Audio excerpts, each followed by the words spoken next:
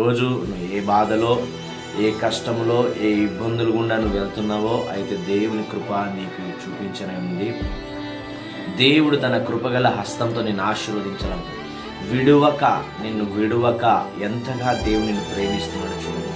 శాశ్వతమైన ప్రేమతో నిన్ను ప్రేమించి నిన్ను విడువక నీ కష్టకాలమందు, బాధలో, నష్టాల్లో, ఇబ్బందుల్లో, ఇరుకుల్లో, కన్నీటిలో, వేదనలో, దుఃఖములో, బాధలో ఆయన నిన్ను విడువక తన శాశ్వతమైన ప్రేమతో నిన్ను ప్రేమించి విడువక నీ ఎడల కృప చూపుచు నీకు వస్తున్న ఆటంకాలను విడిపిస్తూ, బాధలను విడిపిస్తూ, శోధనలను విడిపిస్తూ, నువ్వు పడుతున్న సమయంలో నేను లేవనెత్తుతూ నీకు ఆలోచన చెప్పి నడిపిస్తూ తన ఉచితమైన కృపను నీపై చూపిస్తూ ఆయన నిన్ను ఎంతగానో ప్రేమిస్తూ ఉన్నాడు.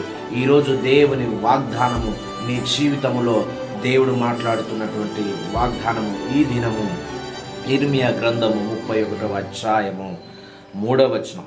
శాశ్వతమైన ప్రేమతో నేను నిన్ను ప్రేమించుచున్నాను గనుక విడువక నీ ఎడల కృప చూపుచున్నాను. దేవుడనై ఉన్నానని దేవుడు మాట్లాడుతున్నాడు. ఈరోజు ఈ దినమంతా ఈ వాగ్దానం నీ జీవితంలో నెరవేర్చబడి ఏ బలహీనత నిన్ను ముట్టకుండా దేవుడు నీ ప్రయాణములో, నీ కష్టములో, బాధల్లో, సంకటములో, దుఃఖములో, వేదనలో ఆయన నిన్ను విడువక ప్రేమించి నిన్ను శాశ్వతమైన ప్రేమతో ముందుకు నడిపించే దేవుడైనాడు. ఈ వాగ్దానము నీ జీవితంలో నెరవేర్చబడాలని ప్రభు పేరట నిಮಗೆ ఆశీర్వాదవచనములను, దీవెనలను ప్రకటిస్తున్నాను. ప్రభు మిమ్మల్ని దీవించుగాక.